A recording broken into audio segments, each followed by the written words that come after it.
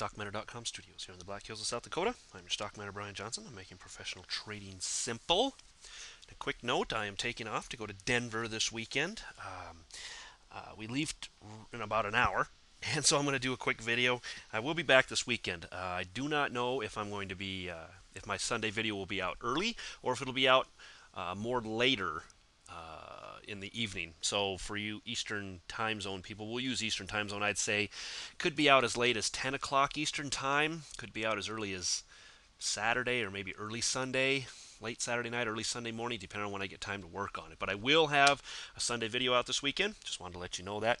So I will make this video short because not a whole lot to talk about. Market's up a little bit today.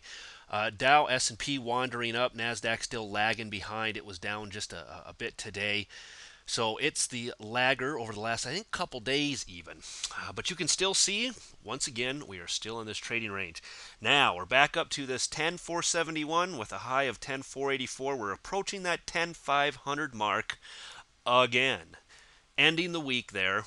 Man, the markets love to end the week on a really tricky spot, making it very difficult to hold over the weekend, and a lot of times tricky to get in on a Monday morning, just because they like to stop it at certain what I call pressure points in the market. This 10,500 is now a pressure point for the markets. Will it blast above it? Will it retreat from it like it has? Do you have the guts to actually short it up here?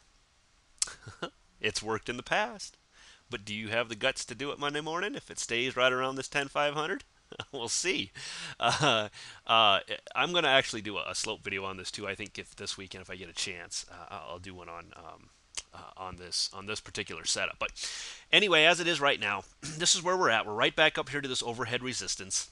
Now it's go time. Do we wait for it to break above and see if it runs up into Christmas? Because now we are entering options expiration week, and that has to be looked at very carefully with where we're at in the markets and what we're coming up on here. Christmas and the 10,500 mark again. Will it break down this time? That's the big question. We'll see if that happens next week. I'm going to take a good look at this weekend too. There were a couple things that happened today that were I was like, wow. Just a lot of, how would I say, divergences within the markets themselves that kind of have me scratching my head going, what the heck? So I'm actually going to talk a little bit about that with my subscribers later on. So for the subscribers, make sure you're looking for that because I think you'll find it of great interest. So anyway, here we are in the trading range. We're right back up to the top. If we look at it daily, you can see us kind of poking our head through here. I need to adjust this upper line ever so slightly up because it's not quite at 10,500. It's slightly below that. But 10,500, you can see it still trapped in this trading range, bouncing again. Look how hard it bounces off this lower side. I'll talk a little bit about that this weekend too. NASDAQ on a 60-minute, it's still lagging. You can see how it is not back up to its highs of 1815. It's trailing behind everybody. Now we do have this candle up here, and we wondered, okay, it's kind of a shooting star. Will it give us confirmation? This is a start for the bears. Really needs to get back and break below all of this. Just choppy, ugly action in the NASDAQ this last week. NASDAQ on a weekly, now we can look at this and look how we've once again put in a tiny little doji sitting right up here just below resistance though. This is still bullish behavior. This is a high basing formation, and if it's going to crack, I guess if I had to go out on a limb and guess, I'd say it would crack next week. If it's going to break this upper line, it's going to do it next week. SPX on a 60-minute, you can see us kind of chopping through here. Not back up to its highs, though, like the Dow is. The Dow still the strongest monster in all of this.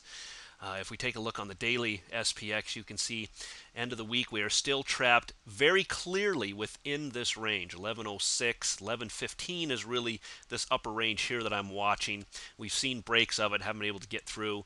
The Dow is right back to the top of its range. SPX lagging ever so slightly on the week, but look how as we hit the bottom of this line we bounce very quickly. However, when we get to the top, a lot of times we tend to hang out there for a while, or have been a lot more lately anyway. The last approach we hung out there for a good 3 days before we finally broke down.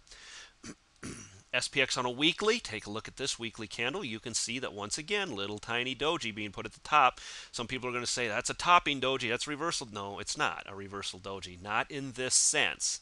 use these candles for the purpose they were used. This is a potential reversal candle, of course, but until we get confirmation next week, I'm not looking at this one with any great emphasis. I'm not looking at this one with any more emphasis than I looked at this one over here, this little gravestone that you see about 3 weeks back.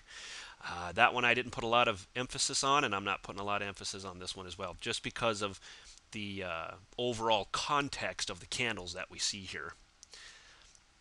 VIX on a daily down again today. Still no fear in the market, especially getting closer to Christmas. Maybe this picks up a little bit next week, and the fear factor could go either way. Falls out, comes through. We don't know. But all we've seen for the last few weeks is sideways chop action. I would just expect to see maybe the same next week with a few days of quick down or up moves to the VIX.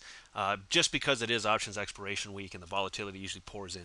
Apple from a 60-minute, you can see it finished down again, $1.76 today, but still, a huge run up here the last couple days. Maybe this is a pullback for a push next week. Any break below here is going to give Apple lots of fits